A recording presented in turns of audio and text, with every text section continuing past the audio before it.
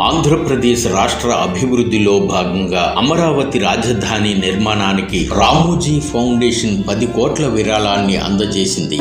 దివంగత ఈనాడు గ్రూప్ సంస్థల చైర్మన్ పద్మవిభూషణ్ చెరుకూరి రామోజీరావు సంస్మరణ సభలో ఈ మొత్తాన్ని ముఖ్యమంత్రి చంద్రబాబు నాయుడు ఈనాడు గ్రూప్ సంస్థల మేనేజింగ్ డైరెక్టర్ సిహెచ్ కిరణ్ అందజేశారు. రామోజీరావు ఆంధ్రప్రదేశ్, తెలంగాణ రాష్ట్రాల్లో రామోజీ ఫౌండేషన్ ద్వారా 110 కోట్ల రూపాయలతో సామాజిక బాధ్యతగా విశేష సేవలందించారు. కోవిడ్ పై పోరాటానికి ఆంధ్రప్రదేశ్, తెలంగాణ ప్రభుత్వాలకు 20 కోట్ల విరాళాన్ని అందజేశారు. తన స్వగ్రామం కృష్ణా జిల్లా పెదపారుపూడి గ్రామం దత్తత తీసుకుని 16.5 కోట్ల అభివృద్ధి పనులు జరిపారు. తెలంగాణ మంచిర్యాలలో 1.5 నిధులతో వృద్ధాశ్రమాన్ని నిర్మించారు. 9,000 చదరపు అడుగుల విస్తీర్ణం తెలంగాణ అబ్దుల్లాపూర్ పోలీస్ స్టేషన్ నిర్మించారు. ఇంకా లెక్కలేనన్ని సేవలందించారు రామోజీరావు.